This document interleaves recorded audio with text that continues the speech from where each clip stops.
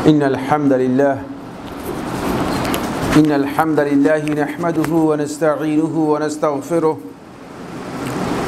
ونؤمن به ونتوكل عليه ونثني عليه الخير كله ونعوذ بالله من شرور أنفسنا ومن سيئات أعمالنا من يهده الله فلا مضل له ومن يضلله فلا هادي له وأشهد أن لا إله إلا الله وحده لا شريك له وأشهد أن محمدًا عبد الله ورسوله الذي أرسله الله بالحق بشيرًا ونذيرًا وداعيًا إلى الله بإذنه وسراجًا منيرًا أما بعد فإن أصدق الحديث كتاب الله وخير الهدي هدي محمد صلى الله عليه وسلم وشر الأمور محدثاتها وكل محدثة بدعة وكل بدعة ضلالة وكل ضلالة في النار أو كما قال عليه الصلاة والسلام عباد الله أوصيكم ونفسي بتقوى الله عز وجل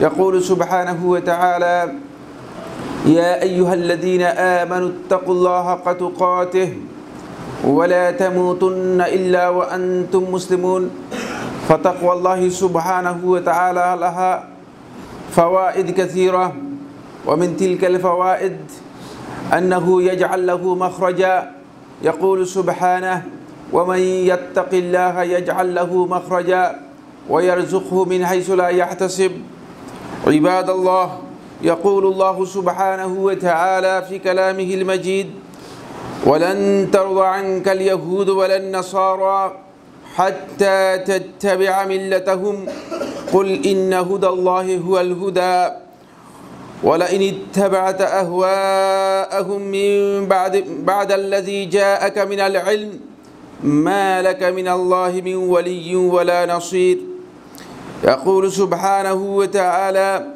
يا أيها الذين آمنوا لا تتخذوا اليهود والنصارى أولياء بعضهم أولياء بعض ومن يتولهم منكم فإنه منهم إن الله لا يهدي القوم الظالمين عن عبد الله بن عمر رضي الله تعالى عنه قال قال رسول الله صلى الله عليه وسلم من تشبه بقوم فهو منهم أخرجه أبو داود في السنن بإسناد صحيح সম্মানিত হাজিরিন সম্মানিত উপস্থিতি শুরুতেই আমি আমাকে সহ আপনাদেরকে জীবনের প্রত্যেকটি পর্যায়ে প্রত্যেকটি পর্বে আল্লাহ রাব্বুল আলামিনের তাকওয়া অবলম্বন করার জন্য উপদেশ দিচ্ছি আল্লাহ সুবহানাহু ওয়া তাআলা আমাদের সবাইকে সকল ক্ষেত্রে প্রকাশ্যে ঘরে বাইরে সর্বত্র আল্লাহ রাব্বুল আলামিনের তাকওয়া অর্জন করার জন্য তৌফিক দান করুন আমিন অত্যন্ত গুরুত্বপূর্ণ একটি বিষয় নিয়ে আমরা আজকের আলোচনায় আপনাদের সাথে শেয়ার করব বিষয়টি আমাদের কাছে অনেক বেশি পুরাতন নয় অনেকটা নতুন বলা যেতে পারে কিন্তু দুর্ভাগ্যের বিষয় হচ্ছে এই আমরা মুসলিমরা ইসলামের প্রকৃত পরিচয় না জানার কারণে ইসলাম সম্পর্কে সঠিক ধারণা আমাদের মধ্যে না থাকার কারণে আমরা বিভিন্নভাবে দিশেহারা হয়ে যাচ্ছি দিকহারা হয়ে যাচ্ছি আমার গন্তব্য সম্পর্কে আমার না জানার কারণে আমি বিভিন্ন গন্তব্যের দিকে ধাবিত হচ্ছি ফলে আজকের এই আলোচনার মধ্যে আমরা এই বিষয়টি স্পষ্ট করতে চাই যে আসলে একজন মুসলিম ব্যক্তির জন্য বিভিন্ন পর্যায়ে যখনই নতুন কোনো বিষয় আসবে তখন তিনি কোন কর্মনীতির অনুসরণ করবেন কোন কর্মপদ্ধতির অনুসরণ করবেন নববর্ষ পালন বৈশাখী সংস্কৃতি লালন ও একজন মুসলিম ব্যক্তির করণীয় এই বিষয়টি নিয়ে আমি আপনাদের সাথে কয়েকটি কথা শেয়ার করব যদিও বিষয়টি আমাদের কাছে খুবই পরিচিত তারপরও আমরা চেষ্টা করব যে এখানে কয়েকটি কথা আপনাদের সামনে বলার জন্য বন্ধুগণ সম্মানিত হাজিরিন প্রথমে যে বিষয়টি আমি বলবো সেটি হচ্ছে এই ইসলামের একটি মৌলিক মানহাজ রয়েছে মৌলিক একটি কর্মনীতি রয়েছে যে কর্মনীতি রাসূলুল্লাহ সাল্লাল্লাহু আলাইহি ওয়াসাল্লাম আমাদেরকে স্পষ্ট করে জানিয়ে গেছেন যে কর্মনীতির বিষয়ে আল্লাহ রাব্বুল আলামিন কোরআনে কারীমের মধ্যে সুস্পষ্ট দিক নির্দেশনা দিয়ে গেছেন এখানে এই কর্মনীতি বা এই কর্মপদ্ধতি যদি কেউ কোনো কারণে হারিয়ে ফেলে তাহলে তিনি মূলত ওই ব্যক্তির মতো হবে যে মিছিল বিশাল মিছিল বেরিয়েছে। বাদাম বিক্রেতা, তারপর চানাচুর বিক্রেতা, পকেট মায়ের একসাথে মিছিলের সাথে একাকার হয়ে গিয়েছে। আমরা মুসলিমরাও বাদাম বিক্রেতার মতো, চনাচুর বিক্রেতার মতো, পকেট মারের মতো ওই গড্ডালিকা প্রবাহে মিছিলের মধ্যে একাকার হয়ে যাব, হারিয়ে যাব, আমাদের অস্তিত্ব হারিয়ে যাবে। ইসলামের মৌলিক মানহাজ হচ্ছে, কর্মনীতি হচ্ছে স্বাতন্ত্র্য, ডিস্টিংগুইশড আইডেন্টিটি, পরিচিতি। আমাদের একটা স্বাতন্ত্র্য পরিচিতি রয়েছে, আমার আদর্শ রয়েছে, আমার নীতিনৈতিকতা রয়েছে, আমার শরীয়ত রয়েছে, দিন রয়েছে, যার উপর আমাকে প্রতিষ্ঠিত থাকার জন্য নির্দেশ দেওয়া হয়েছে। আমি উদ্ভাস্তের মতো নই যে আমি সবার সাথে মিশে যাব, সবার পরিচয়ের সাথে আমার পরিচিতি একাকার হয়ে যাবে, এমনটি নয়। এই মানহাজের ব্যাপারে রাসূলুল্লাহ সাল্লাল্লাহু আলাইহি ওয়াসাল্লাম স্পষ্ট করে জানিয়ে দিয়ে গেছেন। তাই ইহুদি, খ্রিস্টান এবং মুশরিকদের সাথে ইসলামের স্বাতন্ত্র্যকে ঠিক রাখার জন্য, ইসলামের মৌলিক আদর্শকে ঠিক রাখার জন্য আল্লাহ নবী সাল্লাল্লাহু আলাইহি ওয়াসাল্লাম সর্বক্ষেত্রে ইহুদি খ্রিস্টানদের সাথে মুখালাফাতের বিষয়টি উল্লেখ করেছেন। তাদের সাথে বিরুদ্ধাচরণ হবে মুসলিমদের, তাদের সাথে, তাদের কাজের সাথে বিপরীত হবে মুসলিমদের। এটি হচ্ছে মুসলিমদের পরিচিতি, এটা মুসলিমদের স্বাতন্ত্র্য পরিচিতি, এটি মুসলিমদের মানহাজ। তারা কি করছে আমরাও সেটা করব। আমরা চিন্তা করব না, বিবেচনা করব না আসলে কি এই কাজটি আমার জন্য বৈধ কিনা, এই কাজটি ইসলাম অনুমোদন দিয়েছে কিনা। আসুন, প্রথম যে পয়েন্টটি আমি আলোচনা করতে চাই সেটি হলো এই বর্ষ পালনের যেই সংস্কৃতি, এই সংস্কৃতি রাসূলুল্লাহ সাল্লাল্লাহু আলাইহি ওয়াসাল্লামের সময় ছিল। রাসূল সাল্লাল্লাহু আলাইহি ওয়াসাল্লামের আগমনের প্রায় ৬,০০০ বছর আগে, প্রায় ৬,০০০ বছর আগে মিশরে কিপ্তি সম্প্রদায়, তারা তাদের বার্ষিক নববর্ষ তারা পালন করত, ঐতিহাসিকভাবে স্বীকৃত হয়েছে। আল্লাহ নবী সাল্লাল্লাহু আলাইহি ওয়াসাল্লাম বর্তমান সময় থেকে ৭,৫০০ বছর আগে কিপ্তিরা তারা বর্ষ পালন করত। রাসূলুল্লাহ সাল্লাল্লাহু আলাইহি ওয়াসাল্লামের সময় সেটি ছিল। আল্লাহ নবী সাল্লাল্লাহু আলাইহি ওয়াসাল্লাম জানতেন, নবী সাল্লাল্লাহু আলাইহি ওয়াসাল্লামের সময় ছিল। এরপর আমরা যদি ঐতিহাসিকভাবে দেখব, পারস্য সম্রাট জামশেদ, এটাও আল্লাহ নবী সাল্লাল্লাহু আলাইহি ওয়াসাল্লামের আগমনের অনেক আগে। পারস্য সম্রাট জামশেদ নবপারস্য ক্যালেন্ডারকে সামনে রেখে সেই নববর্ষ পালন করত এবং সেই নববর্ষের নাম ছিল ইয়মুন নেইরুজ। আল্লাহ নবী সাল্লাল্লাহু আলাইহি ওয়াসাল্লাম যখন আগমন করেছেন তখনও এই দিন পালন করা হতো, মদিনাতেও এই ধরনের দিন পালন করা হতো, বা এই দিন উপলক্ষে ইহুদি সহ মদিনার যে বসবাসকারী যারা ছিল তারা এই দিনে একটা নববর্ষ বা এই ধরনের একটি আনুষ্ঠানিকতা তারা করতো, বা আনুষ্ঠানিকতার বিষয়টি হাদিস দ্বারা সাব্যস্ত হয়েছে, নবী সাল্লাল্লাহু আলাইহি ওয়াসাল্লামের উপস্থিতিতে সেটি প্রমাণিত হয়েছে। এরপর আমরা জানি যেটি সেটি হচ্ছে এই খ্রিস্টপূর্ব ৪৫ বছর আগে রোমান সম্রাটদের মধ্যে একজন সর্বপ্রথম এই যে ইংরেজি যে বর্ষ রয়েছে সেই বর্ষের মূলত তারা এই বর্ষ পালনের এই রোমানদের মধ্যে ইটালিয়ানদের মধ্যে এই বর্ষ পালনের এই সংস্কৃতি চালু করে থাকে। আমরা ত্রয়োদশ পোপ গ্রেগরি সর্বপ্রথম এই বর্তমান যেই গ্রেগরিয়ান ক্যালেন্ডার রয়েছে সেই ক্যালেন্ডারের আবিষ্কার করে থাকেন। তিনি হচ্ছেন ত্রয়োদশ পোপ, তার নাম হচ্ছে গ্রেগরি। তিনি প্রথম এই ক্যালেন্ডারটা আবিষ্কার করে থাকেন এবং এটি ঈসা আলাইহিস সালাতু ওয়াস সালাম অথবা তাদের ভাষায় যিশু এটা আবিষ্কার করেন নাই, এটা অনেক পরে আবিষ্কৃত হয়েছে এবং তিনি সর্বপ্রথম 1502 থেকে 1585 খ্রিস্টাব্দে তার কর্তৃক এটা প্রবর্তন হয় এবং এই ক্যালেন্ডার মূলত বর্তমানে ইংরেজি যে ক্যালেন্ডার রয়েছে, খ্রিস্টাব্দের যে ক্যালেন্ডার রয়েছে, এইটাকে সর্বপ্রথম ঈসা আলাইহিস সালাতু ওয়াস সালামের জন্ম তারিখ থেকে তারা এই ক্যালেন্ডারটা শুরু করেন। জন্মকে সামনে রেখে, ঈসার জন্মকে সামনে রেখে এই ক্যালেন্ডার শুরু করে থাকেন এবং এই ক্যালেন্ডারকেও সামনে রেখেও নববর্ষ পালন করা হয় থাকে। ঈসা আলাইহিস সালাতু ওয়াস সালামের জন্ম থেকে এই নববর্ষটাকে তারা আবিষ্কার করেছেন। এটাও আমরা দেখতে পাই যে পরবর্তী সময় আবিষ্কৃত হয়েছে। বাংলা নববর্ষ যেটি, সেটা আরও পরে আবিষ্কৃত হয়েছে, একটু পরে আসছি। আল্লাহ নবী সাল্লাল্লাহু আলাইহি ওয়াসাল্লামের যখন ইন্তেকাল হয়ে গেল, ওমর ইবনুল খাত্তাব রাদিয়াল্লাহু তাআলা আনহু যখন ক্ষমতায় আসলেন, ওমর রাদিয়াল্লাহু তাআলা আনহু সাহাবায়ে কেরামদের মধ্যে উপস্থিত যারা ছিলেন সবাইকে বললেন যে আমাদের জন্য একটা ক্যালেন্ডার আমাদের তৈরি করা দরকার, আমাদের একটা ক্যালেন্ডার তৈরি করা দরকার, যে ক্যালেন্ডারের উপর মূলত নির্ভর করে আমরা আমাদের হিসাবগুলো, যেহেতু পারস্য যারা রয়েছে তারাও ক্যালেন্ডার অনুসরণ করে থাকে, কিপ্তি মিশরি যারা রয়েছে তারাও ক্যালেন্ডার অনুসরণ করে থাকে, তখনকার সময় রোমানরা একটা ক্যালেন্ডার অনুসরণ করে থাকে, যেটি আমরা পরবর্তী সময় বললাম আবিষ্কৃত হয়েছে। তাহলে আমাদের জন্য একটা ক্যালেন্ডারের প্রয়োজন রয়েছে, আমরা একটা ক্যালেন্ডার তৈরি করব। ওমর ইবনুল খাত্তাব রাদিয়াল্লাহু তাআলা এই প্রস্তাবে উপস্থিত সাহাবায়ে কেরাম সহ যারা ছিলেন তারা রাজি হলেন, বললেন যে হ্যাঁ, একটি ক্যালেন্ডার হতে পারে। তখন তারা বললেন যে এই ক্যালেন্ডার যে আমরা তৈরি করব, আল্লাহ নবী সাল্লাল্লাহু আলাইহি ওয়াসাল্লামের জন্ম থেকে তৈরি করব, না নবী সাল্লাল্লাহু আলাইহি ওয়াসাল্লামের বিআসাত থেকে, নবী সাল্লাল্লাহু আলাইহি ওয়াসাল্লামকে আল্লাহ রাব্বুল আলামিন যে নবুয়ত দিয়েছেন সেখান থেকে শুরু করব, না নবী সাল্লাল্লাহু আলাইহি ওয়াসাল্লামের মৃত্যু থেকে শুরু করব, না নবী সাল্লাল্লাহু আলাইহি ওয়াসাল্লামের হিজরত থেকে শুরু করব। বিভিন্ন জন বিভিন্ন বক্তব্য দিলেন। ওমর ইবনুল খাত্তাব রাদিয়াল্লাহু তাআলা আনহু সকলের বক্তব্য শোনার পরে ইবনুল খাত্তাব রাদিয়াল্লাহু তাআলা আনহু বললেন, আল্লাহর নবী সাল্লাল্লাহু আলাইহি ওয়াসাল্লামের জীবনের সবচেয়ে গুরুত্বপূর্ণ যে বিষয়টি রয়েছে, ইসলামের জন্য সবচেয়ে গুরুত্বপূর্ণ বিষয়, সেটি হচ্ছে নবী সাল্লাল্লাহু আলাইহি ওয়াসাল্লামের হিজরত। হিজরতের মাধ্যমে নবী সাল্লাল্লাহু আলাইহি ওয়াসাল্লাম ইসলামকে সত্যিকার বুলন্দ করতে পেরেছেন। তাই হিজরত থেকেই নবী সাল্লাল্লাহু আলাইহি ওয়াসাল্লামের এই ক্যালেন্ডার আমরা শুরু করব। নবী সাল্লাল্লাহু আলাইহি ওয়াসাল্লামের এই ক্যালেন্ডারটি আমরা হিজরত থেকে শুরু করব। এরপর প্রশ্ন আসলো এই বিষয়টি সম্পর্কে।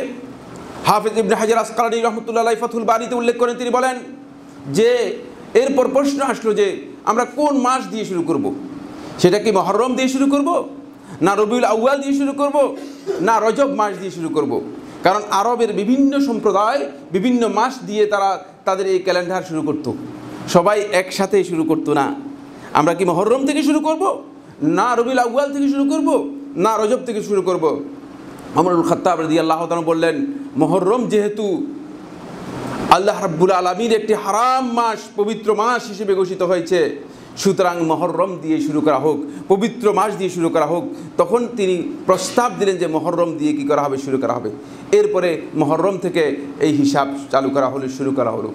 সম্মানিত হাজিরিন, এই ক্যালেন্ডার রয়েছে, এটার ওমর ইবনুল খাত্তাব রাদিয়াল্লাহু তাআলা আনহুর ক্যালেন্ডারের পরে ওমর ইবনুল খাত্তাব রাদিয়াল্লাহু তাআলা আনহু নবী সাল্লাল্লাহু আলাইহি ওয়াসাল্লাম মিলাদ এর জন্য কোনো নির্দিষ্ট ক্যালেন্ডার আবিষ্কার করেন নেই, এবং নবী সাল্লাল্লাহু আলাইহি ওয়াসাল্লামের মিলাদের যে মাস রয়েছে এই মাস সম্পর্কেও সাহাবায়ে কেরামদের জানা ছিল, কিন্তু সাহাবায়ে কেরাম ওই মাস দিয়েও কী করেন নাই, ক্যালেন্ডার শুরু করেন নাই। এরপরে যে বিষয়টি সেটি হচ্ছে এই, যখন মুঘল সম্রাটদের মধ্যে আকবর বা সম্রাট আকবর যখন ক্ষমতায় আসলো, তখন সে দেখলো যে আমরা যে ক্যালেন্ডারের অনুসরণ করে যাচ্ছি সেই ক্যালেন্ডারটা আমাদের নয়, বরং এখানে আমাদের একটি ক্যালেন্ডার তৈরি করা দরকার। তখন তিনি আরেকটি ক্যালেন্ডার, আরবি ক্যালেন্ডারের সাথে মিল রেখে একটি ক্যালেন্ডার আবিষ্কার করলেন। সময়ের ব্যবধানের কারণে ক্যালেন্ডারের মধ্যে আকবর হয়ে গিয়েছে, তিনি একটি ক্যালেন্ডার তৈরি করলেন, এটাকে তিনি নাম দিলেন বাংলা ক্যালেন্ডার হিসেবে। আমাদের সমাজের মধ্যে বর্তমানে যেটি বাংলা বঙ্গাব্দ বলা হয় তাকে, বা বাংলা ক্যালেন্ডার হিসেবে পরিচিত হয়েছে, বৈশাখ থেকে আরম্ভ করে এই ক্যালেন্ডার চালু হয়। এটি হয়েছে একেবারেই সম্রাট আকবরের সময় থেকে আরম্ভ করে অল্প কিছুদিন, আপনারা জানেন যে এর হিসাবে হয়েছে 1426 বা 27, এই ধরনের একেবারে অল্প সময়ের মধ্যে। এই ক্যালেন্ডারকে সামনে রেখে এখন যে বিষয়টি আমাদেরকে সবচেয়ে বেশি বিচ্যুত করছে সেটি হচ্ছে এই যে আমরা, শয়তান আমাদের দুশ্মন, শয়তান আমাদের প্রকাশ্য শত্রু, শয়তান এটাকে অন্যদিকে নিয়ে গিয়েছে। পরে দেখা গিয়েছে যে বৈশাখকে কেন্দ্র করে, বৈশাখ বরণকে কেন্দ্র করে আমাদের সমাজের মধ্যে বিভিন্ন ধরনের সংস্কৃতি, বিভিন্ন ধরনের আদর্শ মুসলিমদের মধ্যে ব্যাপকভাবে, যাতে করে মুসলিম ইসলাম থেকে বিচ্যুত হয়ে, দিন থেকে বিচ্যুত হয়ে এগুলোর সাথে জড়িয়ে পড়ে। এই জন্য শয়তান একটা কৌশল আবিষ্কার করেছে। আমার বন্ধুগণ, শয়তান যদি আপনাকে আমাকে বলতো চলো আমরা মন্দিরে যাই অথবা মণ্ডপে যাই, আমরা মঙ্গল শুভযাত্রা করি, আপনারা কেউ করতেন না। আপনি বলতেছেন আমি মন্দিরে গিয়ে পূজা করব না, আমি কোনো পার্বণে অংশগ্রহণ করব না, এটা আপনি স্পষ্ট বলবেন। শয়তান যদি আপনাকে বলতো যে মন্দিরে মণ্ডপে গিয়ে তুমি মোমবাতি চালাও, আপনি সেটা করবেন না। অথবা গির্জায় গিয়ে তুমি মোমবাতি জ্বালাও, তাহলে আপনি কোনোদিন করবেন না। আপনি বলবেন যে না, আমি গির্জায় যাব না। কারণ আপনার ওই সামান্য ইসলামের যে ধারণা রয়েছে, মুসলিম হিসেবে আপনার অন্তরের মধ্যে ইসলামের যে ঐতিহ্যটুকু রয়েছে, এই কারণে আপনি এই কাজটি করতে পারবেন না। কিন্তু শয়তান আমাদের চেয়ে অনেক কৌশলী, শয়তান আমাদের চেয়ে অনেক কৌশলী। ফলে শয়তান কি করেছে? শয়তান নতুন আবিষ্কার করেছে, সেটি হলো এই বাঙালি চেতনার নাম দিয়ে, বাঙালি সংস্কৃতির নাম দিয়ে শয়তান নতুনভাবে সকল প্রকার পূজা মণ্ডপকে, সকল প্রকার পূজা পার্বণকে আমাদের মুসলমানদের মধ্যে কি করে দিয়েছে? এস্টাবলিশ করে দেওয়ার জন্য চেষ্টা করে যাচ্ছে। এর নাম দিয়েছে বাঙালি চেতনা। আরে বাঙালি চেতনা কি 30 বছর আগ থেকে শুরু হয়েছে, নাকি হাজার বছরের ইতিহাস বাঙালি চেতনা রয়েছে? বাঙালি চেতনা কখন থেকে শুরু হয়েছে? এই 30 বছর আগেও তো আমরা এই ধরনের অবস্থা দেখি নেই, এই ধরনের নববর্ষের বিষয়টি আমাদের জানা ছিল না। আসুন, এর মধ্যে যে কাজগুলো করা হচ্ছে তার মধ্যে সূর্য যখন উদিত হবে, একেবারেই সকালবেলায় সূর্য উদিত হবে, তখন রবীন্দ্রনাথের লেখা এসো হে বৈশাখ এসো, এই গানের মাধ্যমে শুরু হয় এই আয়োজন। বন্ধুগণ, আপনারা জানেন রবীন্দ্রনাথ ঠাকুর ধর্মের দিক থেকে, হিন্দু সংস্কৃতির দিক থেকে এক চুল পরিমাণ তাকে বিচ্যুত করা যায়নি। যেমনিভাবে মুসলিমদের মধ্যে অনেক কবি, আমি নাম উচ্চারণ করলাম না, ধর্মীয় দিক থেকে, আদর্শের দিক থেকে ব্যাপকভাবে বিচ্যুত হয়েছে, কিন্তু এক চুল পরিমাণ তাকে বিচ্যুত করা হয়নি। কারণ তারা সূর্যের পূজা করে থাকে ওই সমস্ত ব্যক্তিদের মতো যারা সূর্য পূজারী রয়েছে, তারা অগ্নির পূজা করে থাকে ওই সমস্ত ব্যক্তিদের মতো যারা অগ্নি পূজা করে থাকে। তার এই কবিতার একটি লাইনের মধ্যে এটা রয়েছে, অগ্নিশ মানে শুচি হোক ধরা, মানে অগ্নির গোসল দিয়ে এই পৃথিবীটা পবিত্র হোক। আর এই গান মুসলিমরা গাইবে। আপনাকে আমাকে সেখানে নিয়ে যাওয়া হচ্ছে এই জন্য, যাতে করে আমরা সত্যিকারভাবে বিচ্যুত হয়ে যাই, সত্যিকারভাবে আমাদের যে আদর্শ রয়েছে, আমাদের যে ডিস্টিংগুইশড পরিচিতি রয়েছে, সেটা আমরা হারিয়ে ফেলি। ওই বাদাম বিক্রেতার মতো, ওই পকেট মারের মতো আমরাও মানে এভাবে নিজেদেরকে পকেট মার আমাদের পরিচয় হয়ে যায়। আমার বন্ধুগণ, এমনটি সূর্যের এই পূজা আমাদেরকে করতে বলা হচ্ছে। আর দেখুন আমার নবী সাল্লাল্লাহু আলাইহি ওয়াসাল্লাম কি শিখিয়েছেন। আমার নবী সাল্লাল্লাহু আলাইহি ওয়াসাল্লাম শিখিয়েছেন, ইমানদার ব্যক্তিগণ সালাত আদায় করবে আল্লাহ রাব্বুল আলামিনের সন্তুষ্টির জন্য। সালাত আদায় করবে কার জন্য? আল্লাহর সন্তুষ্টির জন্য। যখন সূর্য উদিত হবে, সূর্য অস্ত যাবে, আমার নবী সাল্লাল্লাহু আলাইহি ওয়াসাল্লাম বলতেছে তখন কোনো সালাত আদায় করবেন না। আল্লাহর সন্তুষ্টির জন্য সালাত আদায় করা জায়েজ নেই। কেন? কারণ হচ্ছে নবী সাল্লাল্লাহু আলাইহি ওয়াসাল্লাম বলতেছে এই সময়ে কাফেররা তাদের ইবাদত করে থাকে। সুতরাং কাফেরদের ইবাদতের সাথে যাতে করে আল্লাহর বান্দা ইমানদার ব্যক্তিগণ তাদের ইবাদতের কোনো সম্পর্ক না থাকে, এজন্য নবী সাল্লাল্লাহু আলাইহি ওয়াসাল্লাম হারাম করে দিয়েছেন আল্লাহ রাব্বুল আলামিনের সালাত আদায় করা সূর্য উদয় হওয়ার সময়, সূর্য অস্ত যাওয়ার সময়। আর সেখানে আমরা গিয়ে এই ধরনের মানে বৈশাখী বরণ, বৈশাখ বরণ এর কাজ, এসো হে বৈশাখ, আপনি ডাকেন বা না ডাকেন, বৈশাখ আসবেই। আপনার এই দোয়ার মধ্যে কোনো ধরনের ফজিলত নেই।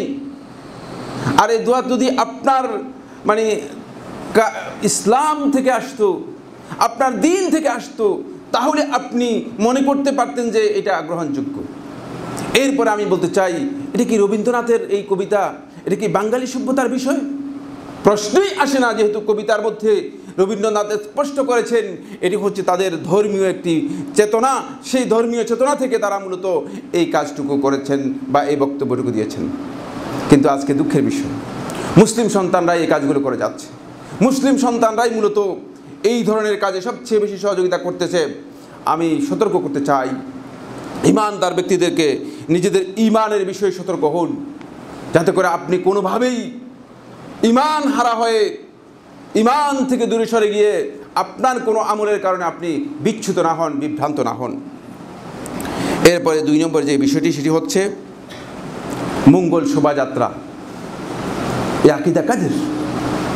আমরা মুসলমানদের এই আকিদা। কে বলেছে, কোত্থেকে এসেছে? মঙ্গল শোভাযাত্রার মূল কথা হচ্ছে হিন্দু ধর্মের মধ্যে তারা লক্ষ্মী দেবীকে মনে করে থাকেন, তিনি হচ্ছেন সকল প্রকার মঙ্গলের প্রতীক। এই লক্ষ্মী দেবী এর বাহন হচ্ছে পেঁচা। এই মঙ্গল শোভাযাত্রা শুরু হয় পেঁচার আকার দিয়ে, বিভিন্ন ধরনের রকমারি আপনি দেখতে পাবেন মুখোশ এর মাধ্যমে। এখানে তারা মনে করে থাকেন এই শোভাযাত্রার মাধ্যমে, মঙ্গল শোভাযাত্রায় যারা অংশগ্রহণ করবে তাদের জীবনটা মঙ্গলময় হবে, আর এই শোভাযাত্রায় অংশগ্রহণ করবে না তাদের জীবন মঙ্গলময় হবে না, লক্ষ্মী দেবী তাদেরকে মঙ্গল দেবে না। এটা কি আপনারা করবেন? এটা কি মুসলিম করতে পারে? মুসলিমের কোথায় সে চেতনা? এটা কি বাঙালির চেতনা? আমি আল্লাহর কসম করে বলছি, বাঙালি চেতনার সাথে এর কোনো সম্পর্ক নেই। বাঙালি চেতনার সাথে এর কোনো সম্পর্ক নেই। কোনো আমলে বাঙালি চেতনার মধ্যে এটি অন্তর্ভুক্ত ছিল না। এটি একটি ধর্মীয় চেতনা, একটি ধর্মের চেতনা, কিন্তু এটাকে বাঙালি চেতনা নাম দিয়ে আজকে আমাদেরকে বিভ্রান্ত করা হচ্ছে, আজকে আমাদেরকে পথভ্রষ্ট করা হচ্ছে। আসেন এরপরের যে বিষয়টি 3 নম্বর, সেটি হচ্ছে লাল সাদা পোশাকের তাৎপর্য। লাল সাদা পোশাক হচ্ছে পোশাকের একটা লক্ষণ। আর কত পূজা করবেন?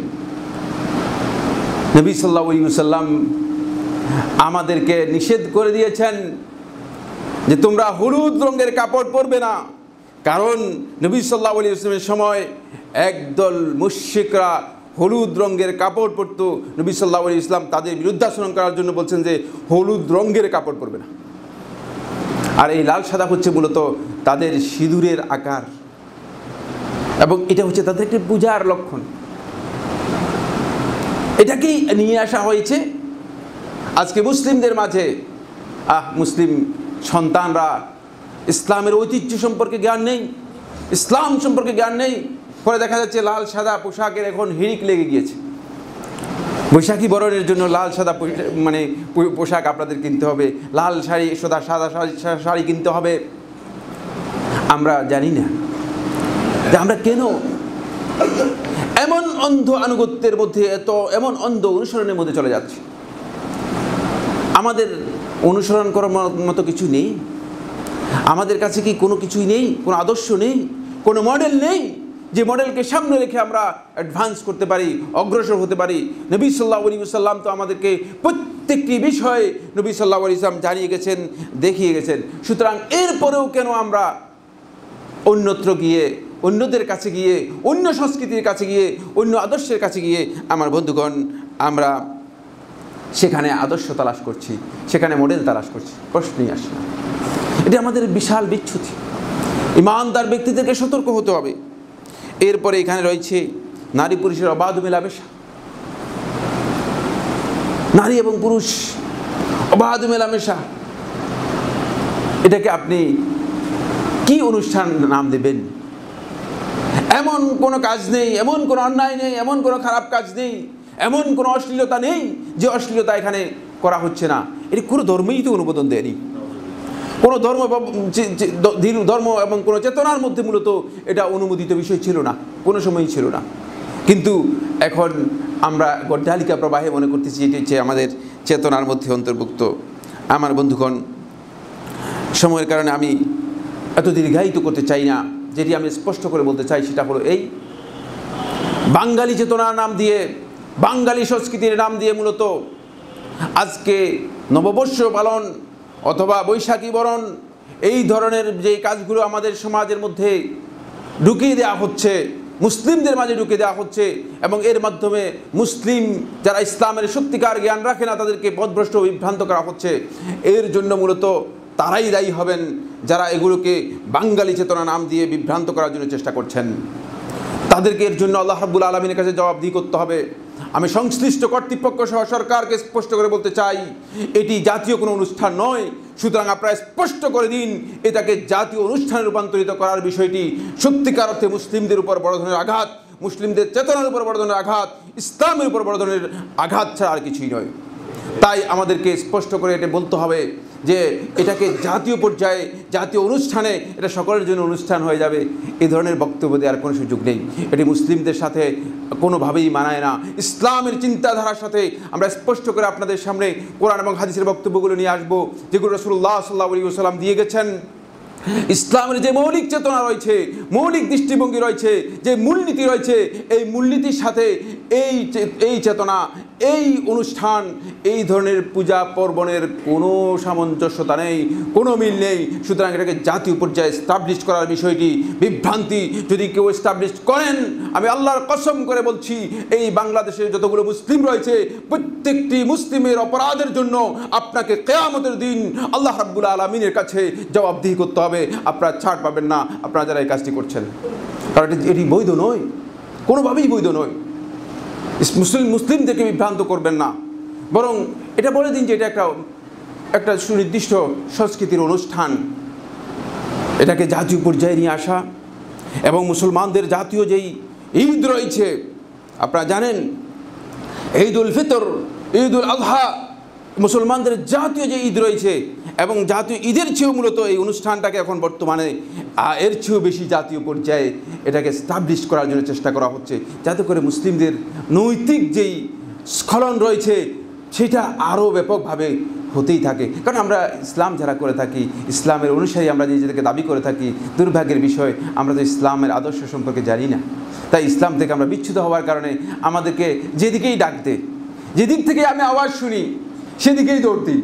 কিসের আওয়াজ? ছাগলের আওয়াজ, না গরুর আওয়াজ, না বাঘের আওয়াজ, না হাতির আওয়াজ, এটি আমি পার্থক্য করি না। দুর্ভাগ্যের বিষয়, যেহেতু আমি জানি না আসলে কোন দিক থেকে কে কীভাবে আমাকে আহ্বান করতেছে, আমি দৌড় দিই, আওয়াজ শুনলেই দৌড় দিই। আমার বন্ধুগণ, সতর্ক হতে হবে। ইমানদার ব্যক্তি সচেতন হবে, ইমানদার ব্যক্তি সতর্ক হবে, তার ইমানের ব্যাপারে সে রক্ষণশীল হবে। অবশ্যই ইমান ঠিক রেখেই তো তারপরে আপনি আপনার আমলগুলো করবেন, আপনি আপনার কাজগুলো করবেন। ইমানকে নষ্ট করে আপনি কি কাজ করতে চাচ্ছেন, সে কাজগুলো মোটেও গ্রহণযোগ্য হবে না। ফলে আমার আল্লাহ রাব্বুল আলামিন কোরআনে কারীমের সূরাতুল বাকারা 120 নম্বর আয়াতের মধ্যে বলেন, আমরা হয়তো মনে করেছি যে আমরা একটু যদি আমাদের কিছু ছাড় দিই, ইসলাম থেকে ছাড় দিই, কিছু ছাড় দিয়ে হয়তো ইহুদি খ্রিস্টান এবং মুশরিকদেরকে সন্তুষ্ট করতে পারবো, তারা আমাদের প্রতি অসন্তুষ্ট থাকবে না, তারা খুশি হয়ে যাবে আমাদের প্রতি। আমার আল্লাহ রাব্বুল আলামিন সূরাতুল বাকারা 120 নম্বর আয়াতের মধ্যে স্পষ্ট করে আমাদেরকে বলে দিচ্ছেন, বন্ধুগণ জানিয়ে দিচ্ছেন, ওয়ালান তারদা আনকাল ইয়াহুদু ওয়ালান নাসারা হাত্তা তাত্তাবিআ মিল্লাতাহুম। কখনো ইহুদি এবং খ্রিস্টানরা তোমাদের উপর সন্তুষ্ট হবে না, ততক্ষণ পর্যন্ত সন্তুষ্ট হবে না যতক্ষণ পর্যন্ত তোমরা তাদের দ্বীনের মধ্যে প্রবেশ না করবে।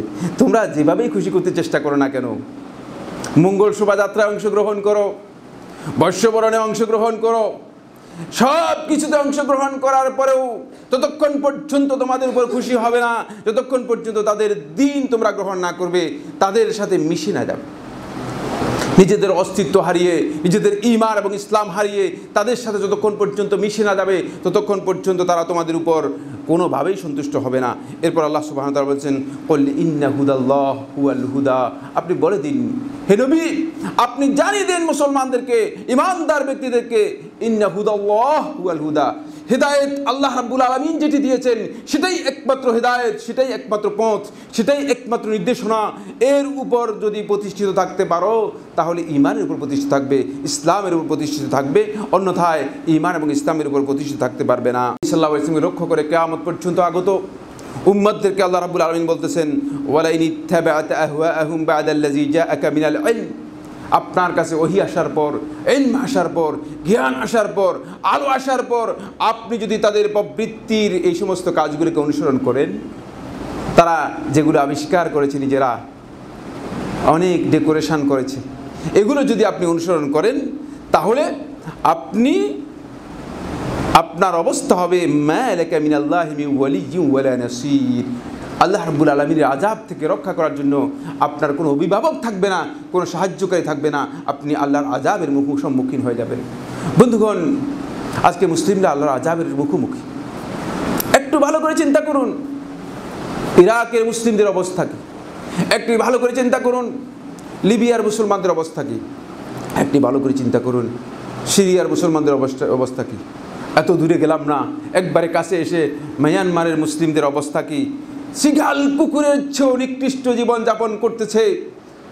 আল্লাহ রাব্বুল আলামিন জানেন তাদের অবস্থা যে কত মানবেতর, কত কষ্টকর। এর কারণ হচ্ছে একটাই, যেহেতু আমরা আল্লাহ রাব্বুল আলামিনের হেদায়েতকে বাদ দিয়ে, আল্লাহ রাব্বুল আলামিনের দিক নির্দেশনাকে বাদ দিয়ে নিজেদের প্রবৃত্তি তাড়িত, মানুষের প্রবৃত্তি তাড়িত যে দিক নির্দেশনাগুলো রয়েছে, যে পথগুলো রয়েছে, সেগুলোকে আমরা কি করেছি? পথ হিসেবে গ্রহণ করেছি। সেগুলো আমাদের কাছে সবচেয়ে বেশি গ্রহণযোগ্য হয়েছে। ফলে আল্লাহ রাব্বুল আলামিন আমাদেরকে সেদিকে নিয়ে গিয়েছেন। আসুন এবার আমি নবী সাল্লাল্লাহু আলাইহি ওয়াসাল্লামের কয়েকটি হাদিস আপনাদেরকে শুনাই। নবী সাল্লাল্লাহু আলাইহি ওয়াসাল্লাম যখন মদিনায় আসলেন, মদিনায় আসার পরে নবী সাল্লাল্লাহু আলাইহি ওয়াসাল্লাম মুখোমুখি হলেন ইহুদি 3 গোত্রের। মদিনায় 3টি ইহুদিদের গোত্র অবস্থান করত। নবী সাল্লাল্লাহু আলাইহি ওয়াসাল্লাম এই ইহুদি 3 গোত্রের মুখোমুখি হওয়ার পর তাদের আচার আচরণ, তাদের কৃষ্টি কালচার, তাদের চলাফেরা, এই বিষয়গুলো নবী সাল্লাল্লাহু আলাইহি ওয়াসাল্লামের কাছে স্পষ্ট হলো। নবী সাল্লাল্লাহু আলাইহি ওয়াসাল্লাম আশ্চর্যান্বিত হলেন, দেখলেন যে ইহুদিরা যখন তাদের নারীগণ যখন মিন্স হয়, পিরিয়ড হয়, তখন তাদেরকে ঘর থেকে বের করে দেয়, তাদের সাথে খাওয়া দাওয়া করে না, তাদের সাথে উঠা বসা করে না, তাদের থেকে দূরে সরে যায়, তাদেরকে দূরে সরিয়ে দেয়। নবী সাল্লাল্লাহু আলাইহি ওয়াসাল্লাম যখন ইহুদিদের এই কর্মকাণ্ড দেখতে পেলেন, নবী সাল্লাল্লাহু আলাইহি ওয়াসাল্লাম হতবাক হলেন। আদম সন্তান, আল্লাহ রাব্বুল আলামিনের বান্দি, আল্লাহর গোলাম, কেন তাদের সাথে এই ধরনের আচরণ করা হবে? নারী হওয়ার কারণে তার সাথে এই ধরনের দুর্ব্যবহার করা হবে? তখন নবী সাল্লাল্লাহু আলাইহি ওয়াসাল্লামকে সাহাবায়ে কেরাম এই বিষয় নিয়ে প্রশ্ন করলেন, জিজ্ঞেস করলেন। কোরআনে কারীমে সূরাতুল বাকারার মধ্যে এসেছে, ইয়াসআলুনাকা আনিল মাহিদ, লোকেরা এসে আপনাকে প্রশ্ন করবে, লোকেরা প্রশ্ন করে আপনার কাছে জানতে চাইবে, এই বিষয়ে জানবে। তারা প্রশ্ন করে আনিল মাহিদ, যে পিরিয়ড সম্পর্কে, পিরিয়ড হলে তাদের সাথে কোন ধরনের আচরণ করবে। তখন নবী সাল্লাল্লাহু আলাইহি ওয়াসাল্লাম বললেন, তাদের সাথে খাওয়া দাওয়া, উঠা বসা সবটাই চলবে, তারা ঘরে থাকবে, তাদের সাথে তুমি সব কিছু করতে পারবে, শুধুমাত্র তাদের সাথে সহবাস করতে পারবে না, আর বাকি সব কিছু করার বিধান নবী সাল্লাল্লাহু আলাইহি ওয়াসাল্লাম ঘোষণা করে দিলেন। এই কথা যখন ইহুদিদের কানে গেল, ইহুদিরা জানতে পেরেছে যে আমার নবী সাল্লাল্লাহু আলাইহি ওয়াসাল্লাম তাদের আচরণের বিরুদ্ধাচরণ করার জন্য, বিপরীত করার জন্য এই নির্দেশনা দিয়েছেন। তখন ইহুদিরা বলল, হাদিস দেখুন, এই হাদিসটি সহিহ মুসলিমের 302 নম্বর হাদিস, সহিহ মুসলিমের 302 নম্বর হাদিস। ফাকালু, ইহুদিরা বলল, মা ইউরিদু হাযার রাজুল আন ইয়াদআ মিন আমরিনা শাইআন ইল্লা খালাফানা ফীহি, যে এই ব্যক্তি এমন কোনো বিষয় নেই যে বিষয়ে আমাদের সম্পর্কে জানলেই সে আমাদের বিপরীত কি করে বিধান দিয়ে দেয়, যাতে করে আমাদের বিরুদ্ধাচরণ করার উদ্দেশ্য। যে মুহাম্মদ তো উদ্দেশ্য হচ্ছে আমাদের বিপরীত বিধান দিবেই, আমাদের বিরুদ্ধে যাবেই, এটাই উদ্দেশ্য তার।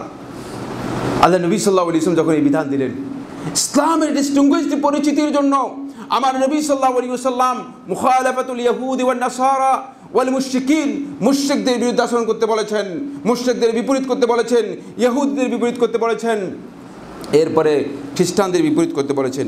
অসংখ্য হাদিস দ্বারা সাব্যস্ত হয়েছে। এতগুলো হাদিস বিস্তারিত আলোচনা করার সুযোগ নেই, শুধু কয়েকটি হাদিস আমি আপনাদেরকে শুনতে চাই। এই হাদিসটি আব্দুল্লাহ ইবনে উমর রাদিয়াল্লাহু আনহু বর্ণিত, আবু দাউদ তার সুনানের মধ্যে বর্ণনা করেছেন 4031 নম্বর হাদিস। তিনি বলেন, মান তাশাব্বাহা বিকাউমিন ফাহুয়া মিনহুম, যেই ব্যক্তি মুসলিমদের মধ্য থেকে ইসলাম ঘোষণা দেওয়ার পরে, ঈমানের ঘোষণা দেওয়ার পরে অন্য কোনো জাতির, অন্য কোনো সম্প্রদায়ের সাদৃশ্য গ্রহণ করবে, কোনো না কোনোভাবে, কথার মাধ্যমে হতে পারে, আমলের মাধ্যমে হতে পারে, অন্যান্য আচার আচরণের মাধ্যমে হতে পারে, অথবা এমনকি পোশাকের মাধ্যমেও হতে পারে। যদি কোনো ব্যক্তি অন্য জাতির সাদৃশ্য গ্রহণ করে, আমার নবী সাল্লাল্লাহু আলাইহি ওয়াসাল্লাম বলতে ফাহুয়া মিনহুম, সে তাদের মধ্যে অন্তর্ভুক্ত হয়ে যাবে। নাউযুবিল্লাহ, তার ঈমানের বিষয়ে প্রশ্নবিদ্ধ হয়ে যাবে। এর ব্যাখ্যা কি? শেখুল ইসলাম ইবনে তাইমিয়া রাহমাতুল্লাহি আলাইহি ইকতিদাউস সিরাতুল মুস্তাকিমের মধ্যে এর ব্যাখ্যায় তিনি উল্লেখ করেন, তিনি বলেন, ওয়া হাযাল হাদিসু আকাল্লু আহওয়ালিহি আন্নাহু ইয়াকতাজি তাহরিম আত-তাশাব্বুহ বিহিম। তিনি বলেন যে এই হাদিসটি সর্বনিম্ন স্ট্যাটাস হচ্ছে, সর্বনিম্ন নির্দেশনা হচ্ছে এই হাদিসের এটি, যে এর মাধ্যমে কাফির, মুশরিক, বেঈমান, ইহুদি, খ্রিস্টানদের তাশাব্বুহ, সাদৃশ্য গ্রহণ করা কমপক্ষে হারাম সাব্যস্ত হয়েছে, কমপক্ষে হারাম সাব্যস্ত হয়েছে। ওয়া ইন কানা যাহিরুহু ইয়াকতাজি কুফরাল মুতাশাব্বিহ বিহিম, যদিও হাদিসের জাহির বক্তব্য হচ্ছে এই কাজটি কুফরি। যখনই কোনো তাশাব্বুহ, যখনই কোনো ইমানদার ব্যক্তি কাফিরদের সাথে তাশাব্বুহ নেবে, সাদৃশ্য গ্রহণ করবে, তাহলে কিন্তু জাহির হাদিসের বোঝা যাচ্ছে, হাদিসের বাহ্যিক যে নির্দেশনা সেটা বোঝা যাচ্ছে এই কাজটি কুফরি হবে। কিন্তু সর্বনিম্ন অবস্থান হচ্ছে এটাই কি হবে, এটি হারাম হবে। তাই এই ক্ষেত্রে আমাদেরকে খেয়াল রাখতে হবে যে এই জন্য তিনি বলেন কামাফি কৌলিহি তাআলা, যেমনিভাবে আল্লাহ সুবহানাহু ওয়া তাআলা বলেছেন সূরা আল মাইদার মধ্যে আল্লাহ তাআলা বলেন ওয়া ইয়াতাওয়াল্লাহুম মিনকুম ফাইন্নাহু মিনহুম, তোমাদের মধ্যে কেউ যদি কাফিরদেরকে, ইহুদি এবং খ্রিস্টানদেরকে বন্ধু হিসেবে গ্রহণ করে, অভিভাবক হিসেবে গ্রহণ করে, ওলি হিসেবে গ্রহণ করে, সে তাদের মধ্যে অন্তর্ভুক্ত হবে। ফাকাদ ইউহমালু হাযা আলা তাশবিহিল মুতলাক ফাইন্নাহু ইউজিবুল কুফর। কখনো কখনো এই হাদিসকে, এটা শেখুল ইসলাম ইবনে তাইমিয়া রাহমাতুল্লাহ বক্তব্য, তিনি বলেন কখনো কখনো এই হাদিসটাকে তাশাব্বুহ আল মুতলাক, যে মানে পরিপূর্ণরূপে কাফেরদের সাদৃশ্য গ্রহণ করার উপর প্রয়োগ করা হয়ে থাকে, তাহলে এই কাজটি পরিপূর্ণরূপে কুফরি হবে, কোনো সন্দেহ নেই। কাফেরদের পরিপূর্ণ তাশাব্বুহ, সাদৃশ্য যারা গ্রহণ করবে তারা মূলত কুফরির মধ্যে লিপ্ত হলো, তারা কাফির হয়ে যাবে। এই কাজটি এই হাদিস থেকে আমরা বুঝতে পেরেছি যে কাফেরদের কোনোভাবেই, ইহুদি খ্রিস্টান এবং মুশরিকদের কোনোভাবেই সাদৃশ্য গ্রহণ করা ইমানদার ব্যক্তিদের জন্য বৈধ নয়। আসুন 2 নম্বর হাদিসটি আবু দাউদ তার সুনানের মধ্যে বর্ণনা করেছেন 652 নম্বর হাদিস। তিনি বলেন আন শাদ্দাদ ইবনে আউস রাদিয়াল্লাহু তাআলা আনহু, শাদ্দাদ ইবনে আউস রাদিয়াল্লাহু তাআলা থেকে বর্ণিত, তিনি বলেন ক্বাল রাসূলুল্লাহ সাল্লাল্লাহু আলাইহি ওয়াসাল্লাম, রাসূলুল্লাহ সাল্লাল্লাহু আলাইহি ওয়াসাল্লাম ইরশাদ করেন খালিফুল ইয়াহুদ, তোমরা ইহুদিদের বিরুদ্ধে আচরণ করো, বিপরীত করো। ফাইন্নাহুম লা ইউসাল্লুনা ফি নিআলিহিম ওয়া খিফাফিহিম, তারা জুতা পরে অথবা মুজা পরে তারা সালাত আদায় করে না। সালাত আদায় করার জন্য দেখেন না অবশ্যই স্যান্ডেল খুলে ঢুকতে হবে। আপনি বিভিন্ন জায়গায় যান, স্যান্ডেল খুলে ঢুকতে হবে মানে, কিন্তু আমার নবী সাল্লাল্লাহু আলাইহি ওয়াসাল্লাম স্যান্ডেল যদি পবিত্র হয়, জুতা যদি পবিত্র হয়, জুতার উপর আপনি সালাত আদায় করতে পারবেন। আপনার মুজা যদি পবিত্র হয়, মুজার উপর আপনি সালাত আদায় করতে পারবেন। দেখেন নবী সাল্লাল্লাহু আলাইহি ওয়াসাল্লাম ইহুদিদের বিরুদ্ধাচরণ করার জন্য, বিপরীত করার জন্য এই বিধান দিয়ে দিয়েছেন যে না, ইহুদিরা যেটাকে নিজেদের জন্য বাধ্যতামূলক করে নিয়েছে সেটা আমরা করব না, সেটি আমাদের জন্য বৈধ হবে না। আসুন এরপর এই হাদিসটি সহিহ মুসলিমের 2077 নম্বর হাদিস।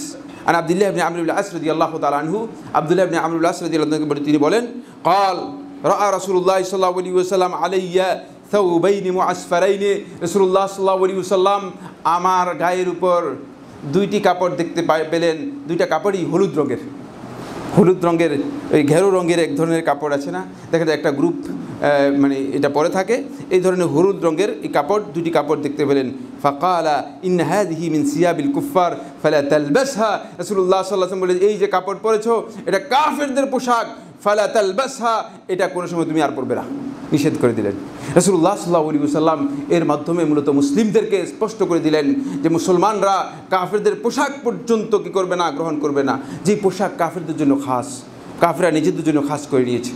এর অর্থ আবার এটা বুঝবে না যে কাফেররা যদি আপনি জুব্বা গায়ে দেয় অথবা কাফেররা যদি পাগড়ি পরে আপনি বলবেন যে না আমরা এটা করবো না। না, যেই পোশাক কাফেররা তাদের দ্বীনের মধ্যে খাস করে নিয়েছে, তাদের জন্য বিশেষ পোশাক হিসেবে তারা গ্রহণ করে নিয়েছে, এই ধরনের পোশাক পরা রাসূল সাল্লাল্লাহু আলাইহি ওয়াসাল্লাম অপছন্দ করেছেন, এটিকে রাসূল সাল্লাল্লাহু আলাইহি ওয়াসাল্লাম অনুমোদন দেননি। আসুন আরেকটি হাদিস দেখি, এই হাদিস থেকেও আপনি বুঝতে পারবেন খুবই সুন্দর কথা। রাসূলুল্লাহ সাল্লাল্লাহু আলাইহি হাদিসটি ইমাম বুখারী এবং মুসলিম বর্ণনা করেছেন। ইমাম বুখারী রাহমাতুল্লাহি আলাইহি 3462 নম্বর হাদিস, মুসলিম রাহমাতুল্লাহি আলাইহি 2103 নম্বর হাদিস। আন আবি হুরায়রা রাদিয়াল্লাহু তাআলা আনহু, আবু হুরায়রা তিনি বলেন ইন্না রাসূলুল্লাহ সাল্লাল্লাহু আলাইহি ওয়াসাল্লাম قال, রাসূলুল্লাহ সাল্লাল্লাহু আলাইহি ওয়াসাল্লাম বলেছেন ইন্নাল ইয়াহুদা ওয়ান নাসারা লা ইয়াসবুগুন ফাখালিফুহুম, ইহুদি এবং খ্রিস্টানদের মানে অবস্থা হচ্ছে তারা যখন কোনো মানুষ, বৃদ্ধ মানুষ দাড়ি মোচ সব একসাথে সাদা হয়ে যায়, তারা কি করে না, এর মধ্যে কোনো ধরনের সেবগা, কোনো ধরনের রং করে না, কালার করে না, কলপ করে না। রাসূল সাল্লাল্লাহু আলাইহি ওয়াসাল্লাম বলেছে তোমরা কলপ করবে, ফাখালিফুহুম, তোমরা তাদের বিরুদ্ধে আচরণ করবে। বুঝতে পেরেছেন? খুব আমি আজকের আলোচনায় আর সময় নিতে চাই না আপনাদের কাছ থেকে, শুধুমাত্র এতটুকু বলতে চাই যে খুবই ছোট বিষয়, যে বিষয়গুলো আল্লাহ নবী সাল্লাল্লাহু আলাইহি ওয়াসাল্লাম দিক নির্দেশনা দিয়েছেন এগুলো কিন্তু ফরজ ওয়াজিবের সাথে সম্পৃক্ত বিষয় না। তারপরেও নবী সাল্লাল্লাহু আলাইহি ওয়াসাল্লাম একটি মানহাজকে স্পষ্ট করার জন্য নবী সাল্লাল্লাহু আলাইহি ওয়াসাল্লাম এই হাদিসের মধ্যে চেয়েছেন, সেটি হচ্ছে যাতে করে মুসলিমগণ তাদের ডিস্টিংগুইশড যে পরিচিতি আছে সেই পরিচিতি রক্ষা করতে পারে। এই হাদিসটি আবু উমাইর ইবনে আনাস বর্ণনা করেন, তিনি তার আনসারদের মধ্যে তার এক চাচা থেকে বর্ণনা করতেছেন। তিনি বলেন নবী সাল্লাল্লাহু আলাইহি ওয়াসাল্লাম যখন মদিনায় আসলেন তখন নবী সাল্লাল্লাহু আলাইহি ওয়াসাল্লাম কিভাবে সলাতের জন্য লোকদেরকে একত্রিত করবেন, কিভাবে সলাতের জন্য লোকদেরকে একত্রিত করবেন, এই নিয়ে নবী সাল্লাল্লাহু আলাইহি ওয়াসাল্লাম সাহাবায়ে কেরামদের কাছে পরামর্শ করলেন। একজন বলে যে হে আল্লাহর রাসূল সাল্লাল্লাহু আলাইহি ওয়াসাল্লাম, সলাতের যখন সময় হবে তখন বড় ধরনের একটা পতাকা আপনি উড়িয়ে দিবেন। পতাকা উড়িয়ে দিলে লোকেরা পতাকা যখন দেখবে তখন বলবে যে হ্যাঁ সলাতের ওয়াক্ত হয়ে গিয়েছে, তখন তারা সলাতের জন্য আসবে। নবী সাল্লাল্লাহু আলাইহি ওয়াসাল্লামের কাছে এটা পছন্দ হলো না। আরেকজন বললেন নবী সাল্লাল্লাহু আলাইহি ওয়াসাল্লামকে, আল্লাহর রাসূল সাল্লাল্লাহু আলাইহি ওয়াসাল্লাম আপনি এই সিংহা রয়েছে, সিংহায় ফু দিবেন বা বাঁশি বাজাবেন, তাহলে একজনকে বলবেন বাঁশি বাজানোর জন্য, তাহলে সালাতের জন্য লোকেরা আসবে। তখন নবী সাল্লাল্লাহু আলাইহি ওয়াসাল্লাম বললেন যে এটা তো ইহুদিদের কাজ, এটা আমি করব না। ইহুদিরা এই কাজ করে থাকে, যখনই তাদের সময় হয় তখন সাইরেন বাজায় তারা। আপনারা যারা দেখেছেন বলতে পারবেন, তারা সাইরেন বাজায়, সিংহায় ফু দেয়। নবী সাল্লাল্লাহু আলাইহি ওয়াসাল্লাম এটা করলেন না। এরপরে একজন বলে যে ঠিক আছে আপনি ঘন্টা বাজাবেন, তখন নবী সাল্লাল্লাহু আলাইহি ওয়াসাল্লাম এটা তো খ্রিস্টানদের কাজ, এটা আমি করব না। নবী সাল্লাল্লাহু আলাইহি ওয়াসাল্লাম সিদ্ধান্ত না দিয়ে নবী সাল্লাল্লাহু আলাইহি ওয়াসাল্লাম চলে গেলেন। চলে যাওয়ার পরে রাত্রে বেলায় আব্দুল্লাহ ইবনে যায়েদ ইবনে আব্দুর রাব্বাহ, আল্লাহ নবী সাল্লাল্লাহু আলাইহি ওয়াসাল্লাম একজন সাহাবী, রাতের বেলায় আজান স্বপ্নে দেখেন। সকালে এসে রাসূলুল্লাহ সাল্লাল্লাহু আলাইহি ওয়াসাল্লাম বলে, ইয়া রাসূলুল্লাহ, সালাতের জন্য আমাকে স্বপ্নের মধ্যে এটি দেখানো হয়েছে যে সালাত, এভাবে সালাতে আহ্বান করা হবে। আপনি বুঝতে পেরেছেন নবী সাল্লাল্লাহু আলাইহি ওয়াসাল্লাম সালাতের ক্ষেত্রেও ইহুদি এবং খ্রিস্টানদের যে তরিকা রয়েছে, যে পদ্ধতি রয়েছে, যে পন্থা রয়েছে, তার বিরুদ্ধে আচরণ করেছেন নবী সাল্লাল্লাহু আলাইহি ওয়াসাল্লাম। যতক্ষণ পর্যন্ত ওহীর মাধ্যমে আল্লাহ রাব্বুল আলামিন বিষয়টি সিদ্ধান্ত দেননি, ততক্ষণ পর্যন্ত নবী সাল্লাল্লাহু আলাইহি ওয়াসাল্লাম সিদ্ধান্ত নেননি। তাই আমাদেরকে বুঝতে হবে মূলত একটি বিষয়, সেটি হচ্ছে এই, আমরা যেভাবে যেদিকেই খুশি সেদিকে চলে যাব, কিন্তু আমাদের ঈমান কি এটাই নির্দেশ দেয়? আমি মুসলিম হিসেবে কি এটাই নির্দেশ দিই? না, ইসলাম আমাকে ইসলামের আদর্শের উপর অবিচল থাকার জন্য নির্দেশ দেয়। সুতরাং কোনোভাবেই কাফিরদের সাথে নিজেরা মিশে যাব, কাফিরদের মিছিলের সাথে নিজেরা মিশে যাব, নিজেদের অস্তিত্ব হারিয়ে যাবে, এমন কাজটি ইমানদার ব্যক্তিদের জন্য করা কোনোভাবেই বৈধ নয়। অসংখ্য হাদিসের মাধ্যমে নবী সাল্লাল্লাহু আলাইহি ওয়াসাল্লাম এই বিষয়গুলো আমাদেরকে জানিয়ে গেছেন। আসুন বন্ধুগণ, আমরা যেটাই বলি না কেন, বাঙালি চেতনা বলি, বাঙালি সংস্কৃতি বলি, যেটাই বলি না কেন, আপনি বাঙালি কোনো সন্দেহ নেই, কিন্তু বাঙালির আগেও আপনার প্রকৃত পরিচয় হচ্ছে আপনি মুসলিম। খেয়াল রাখতে হবে, মুসলিম শব্দ ঠিক রেখে, ইসলামকে ঠিক রেখে যদি আপনার বাঙালিত্ব থাকে তাহলে কোনো অসুবিধা নেই, কিন্তু ইসলামকে মাইনাস করে যদি আপনি বাঙালিত্ব গ্রহণ করার চেষ্টা করেন, আপনার এই বাঙালিত্বের কোনো মূল্য আমার আল্লাহ রাব্বুল আলামিনের কাছে নেই। কারণ আল্লাহর গোলাম হিসেবে, আল্লাহর দাস হিসেবে কিয়ামতের দিন আমাদেরকে উত্থিত হতে হবে, এই বিষয়গুলো সম্পর্কে জবাবদিহি করতে হবে। সুতরাং এই ধরনের ষড়যন্ত্র, এই ধরনের বিষয়গুলো যারা আজকে আমাদের মুসলিমদের মধ্যে ব্যাপকভাবে ঢুকিয়ে দিচ্ছেন, আমি অনুরোধ করব মেহেরবানি করে এগুলো বাঙালি চেতনা বলবেন না, এগুলো বাঙালি সংস্কৃতি বলবেন না, বলুন যে এগুলো একটা ভিন্ন সংস্কৃতি, ইসলামের সাথে এগুলো সামঞ্জস্যপূর্ণ নয়, এই কথা ঘোষণা করে মুসলিমদেরকে সতর্ক করার জন্য আজকে মুসলিমদের দায়িত্ব হয়ে গেছে, আজকে আলেম ওলামাদের দায়িত্ব হয়ে গেছে। অবশ্যই এই বিষয়ে আমাদেরকে সতর্ক হতে হবে, সতর্ক করতে হবে। যদি আমরা সতর্ক না হই তাহলে আমরা নিজেদের পরিচয় হারিয়ে ফেলবো। পরিচয় শুধু হারিয়ে ফেলবো তা নয়, নিজেদের ঈমান এবং ইসলাম, আদর্শ, দ্বীন সবটাই আমার বন্ধুগণ হারিয়ে যাবে। এজন্য আল্লাহ রাব্বুল আলামিনের কাছে দোয়া করি, আল্লাহ সুবহানাহু ওয়া তাআলা আমাদেরকে এই বিষয়গুলো উপলব্ধি করে ইসলামের উপরে ইস্তেকামত দান করুন। আকুলু কওলি হাযা লি ওয়া লাকুম ফাস্তাগফিরুল্লাহ লি ওয়া লাকুম ফাস্তাগফিরুহু ইন্নাহু হুয়াল গফুরুর রাহিম।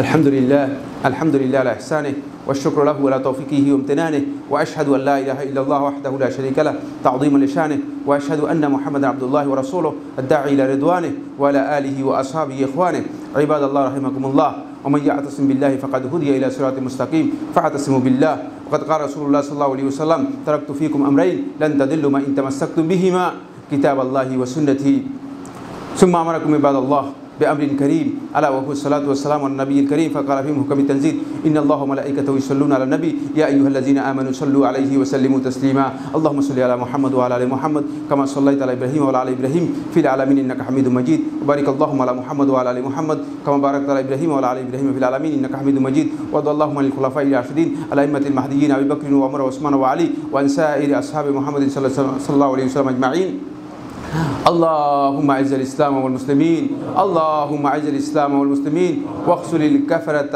والفسقة والمبتدعة والمشركين اللهم دمرهم اللهم دمر أعداء الإسلام والمسلمين اللهم دمر أعداء الإسلام والمسلمين اللهم آت نفوسنا تقواها وزكها أنت خير من زكاها أنت وليها مولاها ربنا آتنا في الدنيا حسنة وفي الآخرة حسنة وقنا عذاب النار ربنا فاغفر لنا ذنوبنا وكفر عنا سيئاتنا وتوفنا مع الأبرار عباد الله رحمكم الله إن الله يأمر بالعدل والإحسان وإيتاء ذي القربى وينهى عن الفحشاء والمنكر والبغي يعظكم لعلكم تذكرون فاذكروا الله العظيم الجليل يذكركم واشكروه على آلائه ونعمه يزدكم ولذكر الله أكبر والله يعلم ما تصنعون